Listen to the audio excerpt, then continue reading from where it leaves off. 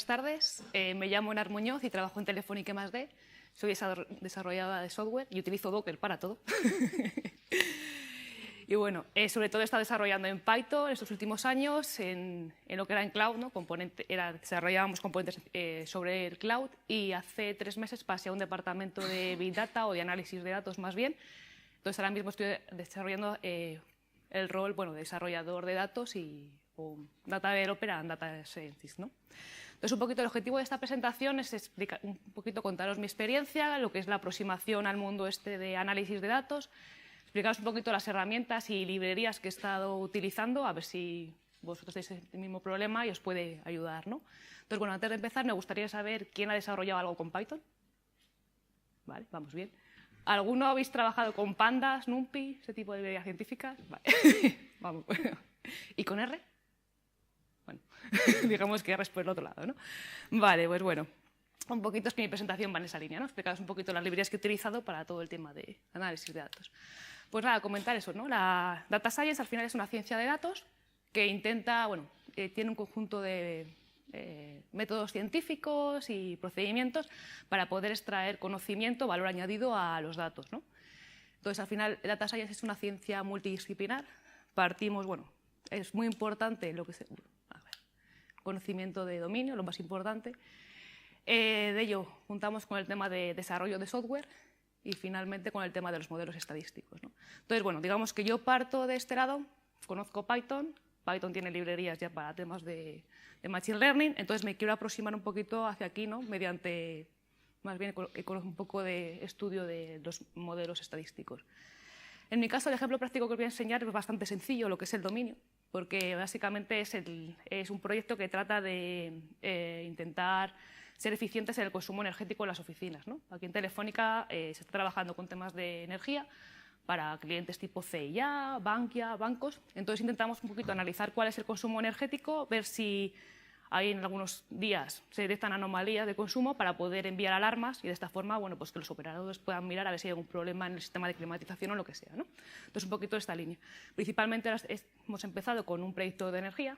Ya veremos grafiquitas de cómo predice, ¿no?, la energía en días y demás, pero el objetivo principal es, ya que tienes el consumo predicho y tienes el consumo real, puedes saber si ha habido una anomalía, ¿no?, un consumo por encima o por debajo, y poder lanzar esa alarma para que se pueda chequear, ¿no? Pues un poquito de la presentación me voy a basar en el ciclo de vida del análisis de datos.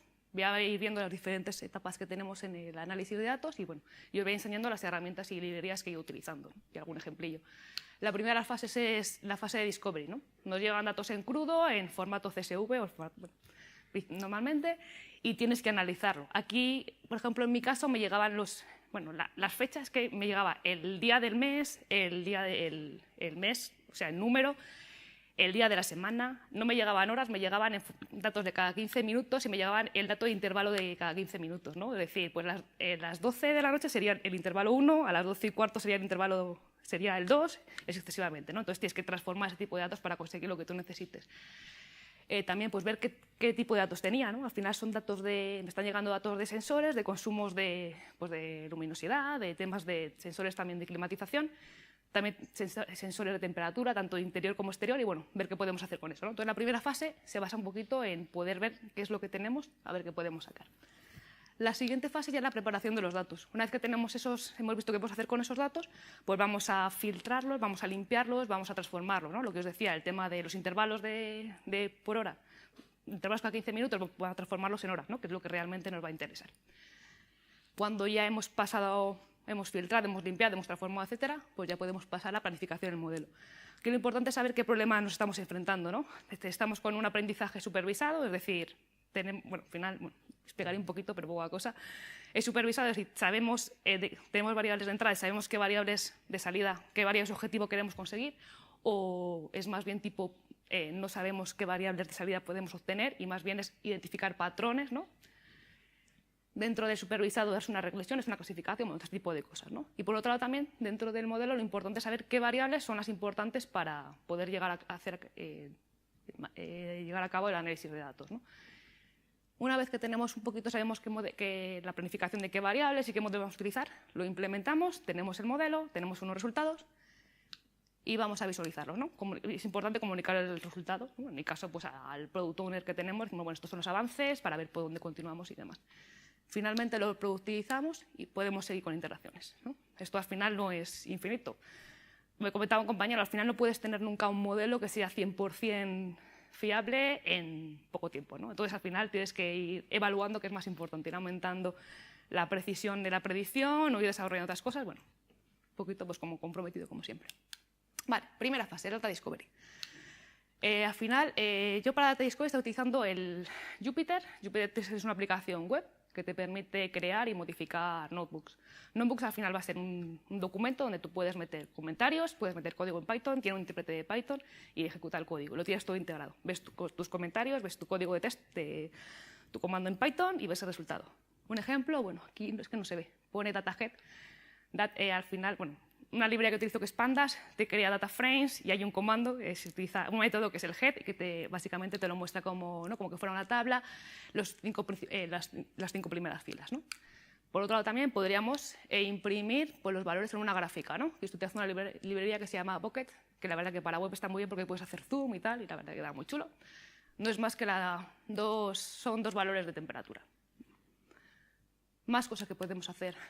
Esta al final era una correlación de las variables, también otra me imprime la correlación. Este es un BOC+, quería ver cómo de influente era el día de la semana el consumo energético, la verdad que no variaba mucho, quitando los domingos. Y luego esto, bueno, pues era una primera predicción, ¿no? Vale, pues yo me pongo con mi Jupyter, con mi netbook, empiezo a hacer mis pruebas y al final de lo que me queda un poquito claro es que tengo datos de temperatura, que tengo datos de consumo, que tengo días de la semana, etcétera, ¿no? Entonces, bueno, vamos a empezar a jugar con ello. Primer paso. Me llegan, como os he dicho, los datos en crudo, pues con este formato. Por aquí venía el ID intervalo, que no sé cuál es. Bueno, datos de muchísimas oficinas, de muchísimos sensores, de hecho, el consumo energético me llega en dos valores. Creo que es numerador y denominador, que hay que hacer la división, no sé por qué, pero bueno. Entonces, bueno, tener un poco en cuenta, utilizar librerías y tal para poder procesarlo y tener algo así, ¿no? Esto es un poquito ya más sencillito. Aquí tenemos el daytime con el día y la hora. Ya no tenemos intervalos de 15 minutos, lo hemos agregado todo por hora. En la primera columna tengo las medidas de temperatura exterior, la segunda la medida de temperatura interior. Bueno, esto de anomalías para poder detectar anomalías, pero no nos olvidemos de ello por ahora. Luego tenemos datos de un sensor y datos de otros sensores. Entonces ya un poquito más claro, ¿no? Tenemos básicamente la hora, el daytime y tenemos datos de sensores. Vale, pues una vez lo tenemos filtrado, transformado y demás, ¿qué podemos hacer con ello? Bueno, perdonad, ¿cómo lo hemos hecho esto? Pues con las librerías con Python, ¿no? Este es un gráfico donde se puede ver las librerías de Python, ¿no? Para el mundo científico, ¿no? Data Science. Tenemos Python, tenemos Jupyter por aquí, el IPython, un intérprete de Python. Bueno, aquí viene la referencia, lo podéis buscar. Y luego así, librerías interesantes que yo utilizo es la NumPy, que al final lo que te da, te extiende Python para tener arrays multidimensionales. Sobre NumPy trabaja Stippy, que al final lo que hace, o Stippy, como se diga, que te da operaciones matemáticas, ¿no?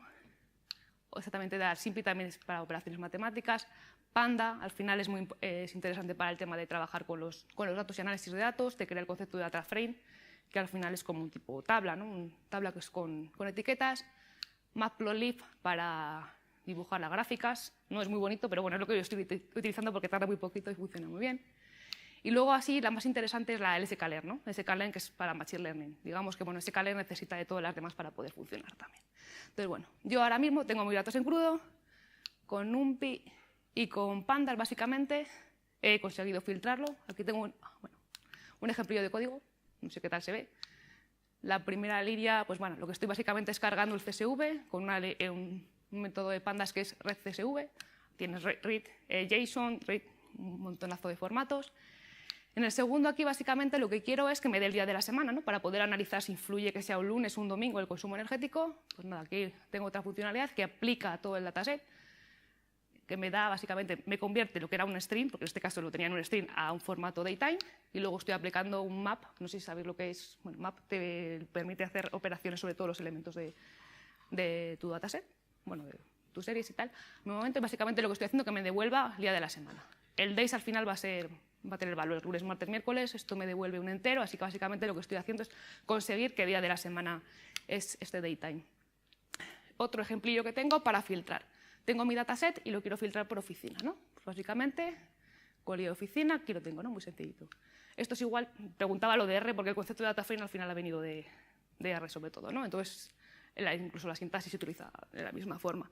Y por otro lado también, quiero filtrar por oficina y quiero chequear que el sensor que me está llegando es correcto.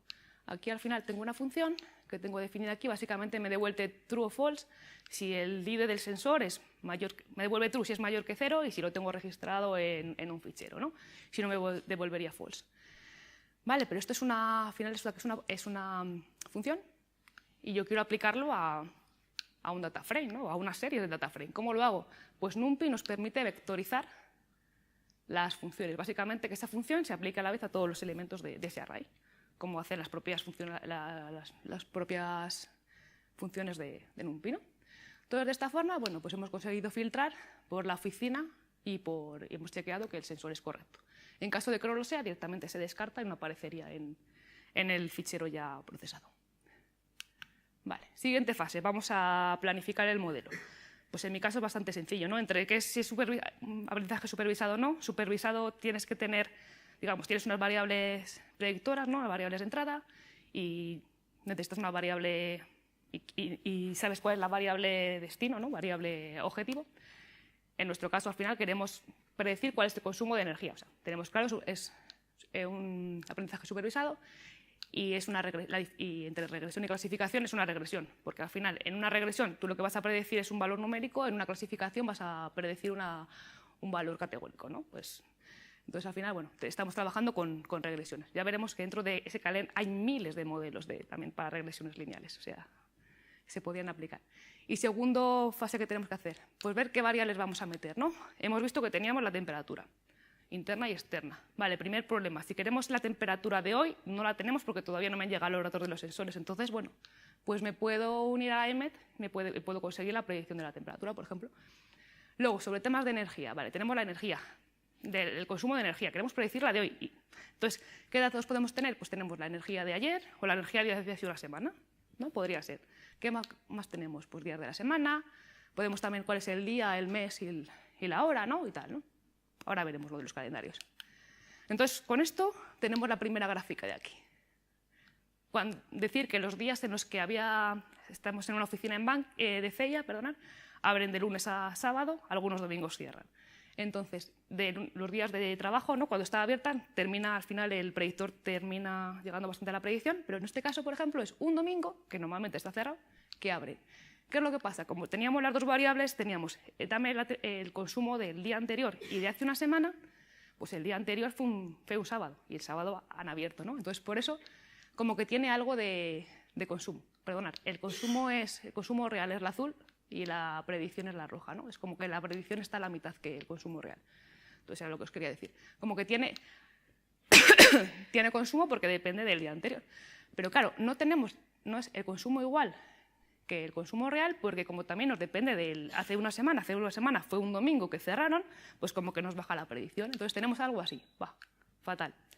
¿Qué es lo que empezamos a trabajar con eso? Pues empezamos a dar cuenta que predice muy bien cuando son días laborables, pero muy mal cuando están cerrados. Y no solamente es este caso. En este caso es justo al contrario.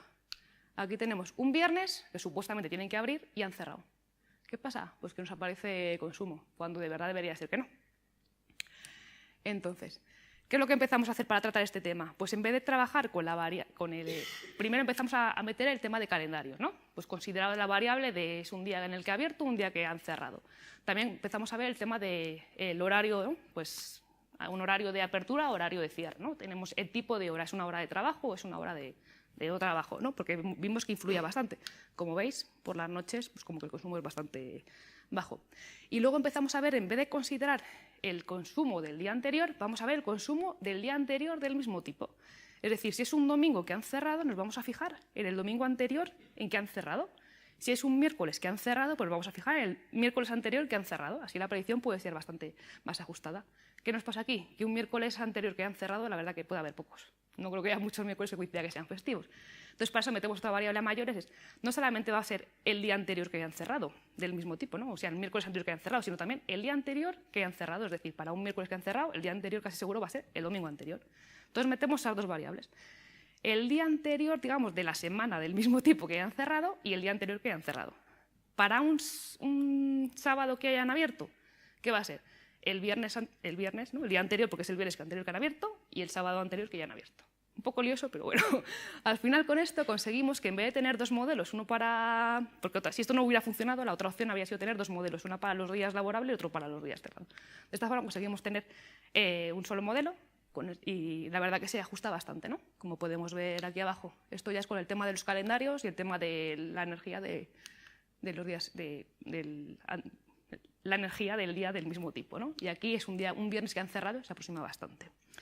Entonces, con esto, si os dais cuenta, hemos estado jugando con unas variables, con otras variables. Entonces, bueno, ¿qué se nos ocurrió? Pues vamos a intentar de alguna forma poder configurar como conjunto de variables y vamos a ver qué resultado nos da, porque al final, bueno, todo esto en la predicción te va a dar un error y vamos a ver cuál es el más interesante. Entonces, para eso definimos una forma de poder configurar y añadir nuevos variables o set de datos. Por un lado, aquí tenemos las variables que estamos utilizando ahora mismo. Por un lado tenemos como el calendario con la temperatura de hoy, con la predicción de la EMET, el calendario, datos de calendario con la temperatura de ayer, o sea, sin datos de EMET, sin calendario con la temperatura de hoy y sin calendario con la temperatura de ayer, ¿no? ¿Y cómo podemos definir cada una de estas variables, ¿no? De tipos de variables o conjunto de variables? Pues, por ejemplo, lo tenemos aquí. Definimos, vale, pues para el calendario de temperatura de hoy vamos a ir primero por lo fácil. Variable de temperatura, pues vamos a centrar en la media de temperatura anterior y la temperatura exterior. Vale, perfecto. Otro tema, el tema de las variables del día de la semana. Días de la semana, bueno, vamos a mejorar. El tema de la energía, ¿no? Lo que os decía, la energía del día anterior en el que se haya abierto o cerrado y la energía del mismo tipo, ¿no? El domingo anterior que hayan cerrado y el día anterior que hayan cerrado. Temas de el tipo de hora y si está abierto o cerrado, ¿no? Vale, hasta aquí bien. Siguiente tema. Resulta que cuando las tratamos como variables lineales, por ejemplo la hora o el mes, si tú tratas la hora como una variable lineal, resulta que las 0 horas o las 12 de la noche y las 23 no tienen ninguna relación. Entonces, claro, normalmente hay mucha relación. Lo mismo pasa con los meses. Diciembre y enero van a tener relación. Por eso hemos incorporado el tema de tener variables circulares. Básicamente lo que hace es esto, transformar esta variable a un coseno, considerarla como un círculo, donde tienes un coseno y un seno. De esta forma pues va bastante mejor.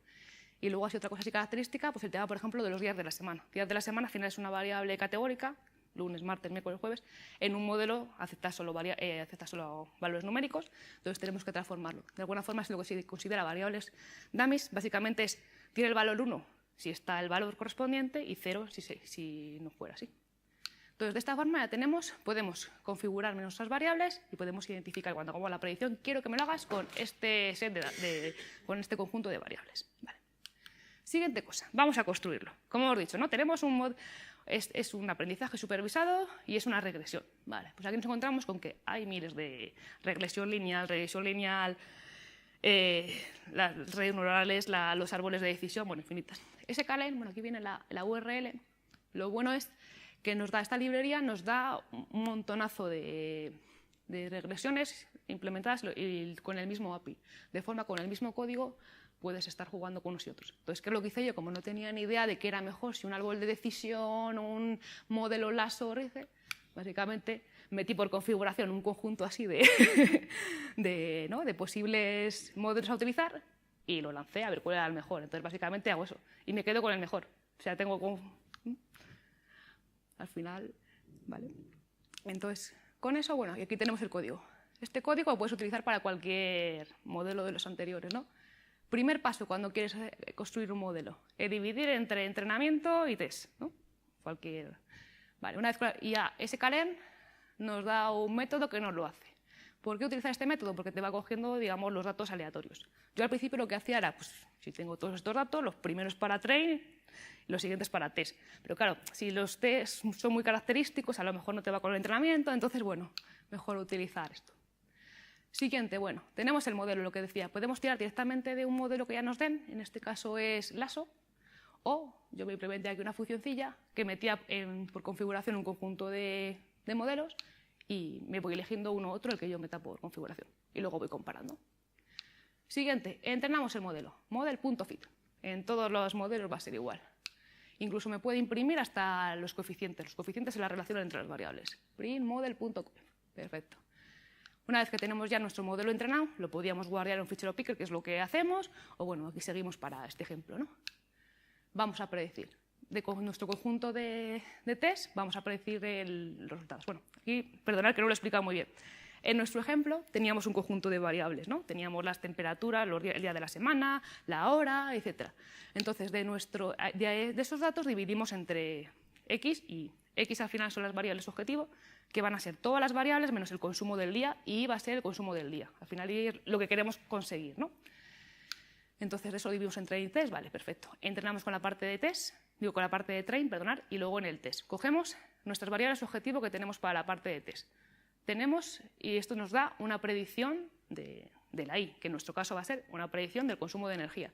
Entonces, siguiente paso, comparar entre la energía real que nos tenemos y la predicción de energía. Esto nos devuelve un error y ahí tenemos. Y luego otro método que tenemos por aquí, el RFE, que es para ver las variables, digamos, es Recursive Feature Elimination, es para poder ver cuáles son las variables más características dentro del modelo para poder ir eliminando. Bueno, aquí tengo unos logs de todo esto, a ver si se entiende un poco mejor. Como os decía, estoy utilizando aquí 4 modelos diferentes en configuración, un árbol de decisión, el RISC con Cross Validation y LASSO. Estos valores, ¿no? Después de hacer dividir entre train y test, hacer el entrenamiento, hacer la predicción con los datos de test que tenemos, me dan un valor que es el score, que aquí lo tenemos. Pues resulta que el mejor va a ser el LASSO, ¿no? Con un score de 0,91. Aquí digamos que lo bueno es que sea 1, ¿no? Cuanto más acerca al 1 pues mejor y cuanto menos pues peor. Además aquí estoy imprimiendo lo que es mis coeficientes, el print ese que ponía model.conf. Básicamente es la relación entre las variables. Aquí vemos en algunas variables que da 0 porque justamente tanto el RISC como el LASSO lo que hacen son regresiones lineales penalizadas que penalizan a aquellas variables que tienen mayor importancia en el modelo, pues aparecen 0. Y luego aquí vuelvo otra vez a imprimir dentro del modelo la importancia de las variables. Vemos que la más importante es el tipo de hora, si está abierta o cerrada. Después la energía, las dos de energía, la energía del mismo día o la energía del mismo tipo de día o de si está abierto o está cerrado, la temperatura exterior. Bueno, aquí se ve un poquito la relación. Esto de la derecha no es más que es un método que te da el data frame de pandas, que te da la correlación entre las variables. Otra forma diferente de poder ver lo mismo que teníamos aquí, por el tema de Sekalen. Vale, pues eso. Una vez que tenemos nuestro modelo y tal, que es lo siguiente, pues comunicar los resultados. Pues nada, pasamos, pues mirar, aquí aparecen unos días fantásticos, ¿no? Cuando abre se ajusta bastante, no veo muy bien. El de arriba es un jueves, el de abajo es un miércoles y este es un día que han cerrado. Perfecto. Pero, ¿qué nos pasa? Que nos encontramos con este problema, los outliers. ¿Qué son los outliers? Justo este día pues debieron de hacer mantenimiento o algo, o a lo mejor, yo qué sé, como era CEA, cambiando la ropa, yo qué sé, poniendo la nueva temporada, y justo hay consumo por la noche. ¿Qué pasa? Que este consumo por la noche nos va a afectar a las predicciones de los siguientes días, ¿no? ¿Veis por aquí? Esta curvita roja se afecta, que es debido a este consumo de aquí. Esto es lo que se llama, bueno, no es que el modelo prediga mal, sino que es que el modelo se está basando a lo que ha pasado anteriormente. Esto, tanto esto de aquí como esto sería un outlier, es decir, unos valores que no siguen el patrón de comportamiento normal, ¿no? Entonces, una de las cosas futuras que vamos a trabajar es en el detector de outliers, ¿no? Detector de estos valores. De hecho, aquí se debería de lanzar un error, una alarma para arriba, para que así los de CEA pues, pudieran ver, ¿tengo un problema en la climatización o no? Es que hemos estado trabajando por la noche y no pasa nada, ¿no? Entonces, uno de los siguientes trabajos que vamos a hacer, ¿no? En el ciclo que se va iterando, para poder detectar outliers. Y una vez que los hemos detectado, ¿qué hacemos con estos? Pues a lo mejor si esto va a participar dentro de nuestro set de training, pues nos va a meter ruido en el modelo. Entonces lo mismo es mejor sustituirlo por la media o eliminarlo o lo que sea, ¿no? Son temas para seguir trabajando adelante. Más resultados, pues otro tema, vale, ahora mismo teníamos históricos de 3 años, pero claro, si esto lo montamos en alguna oficina, si tenemos que esperar 3 años a poder empezar, pues ya me dirás que como que no va a servir para nada. Pues nada, aquí son las grafiquitas, intentando, esto es el número de semanas y esto es el score entre 0 y 1, para poder tener cuál es el mínimo de días, de semanas, para poder tener alguna predicción y por otro lado una predicción óptima.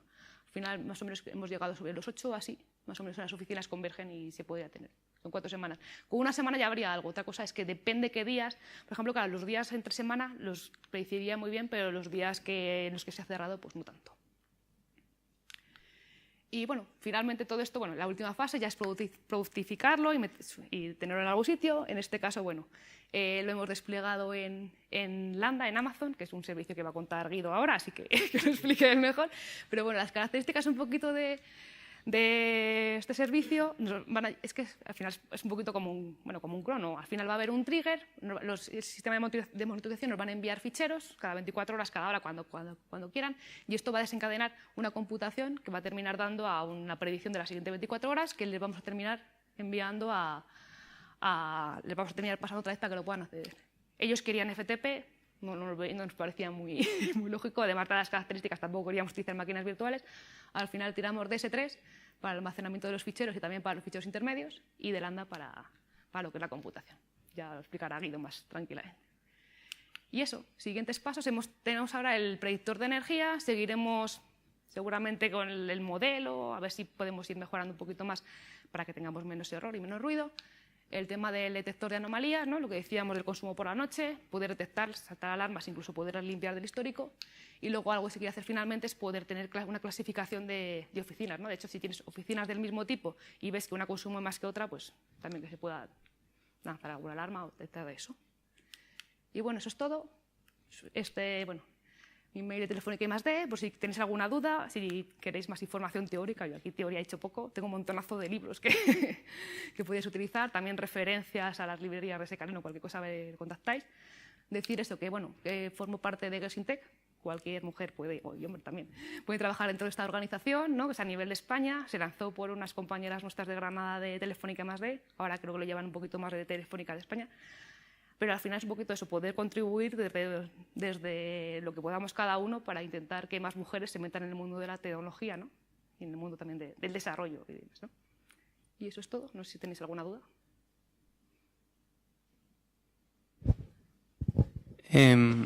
Habéis elegido Python, pero ¿habéis probado otras tecnologías como MATLAB o R sobre todo MATLAB para la cuestión de aprendizaje automático?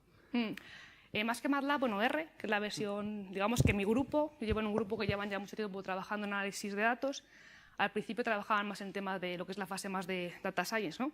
Tener algoritmos y demás, y R, la verdad que tiene un montonazo de librerías para eso. Pero cuando tú quieres productificar eso, quieres hacer un producto, no te da, no tienes APIs, no tienes nada, ¿no? Pues eso tiende hacia Python. Python por ahora tiene todo de lo que tiene MATLAB, MATLAB, R. MATLAB, no sé, me imagino que también tendrá librerías de Machine Learning. Entonces Python te lo da todo. sklearn te da todo.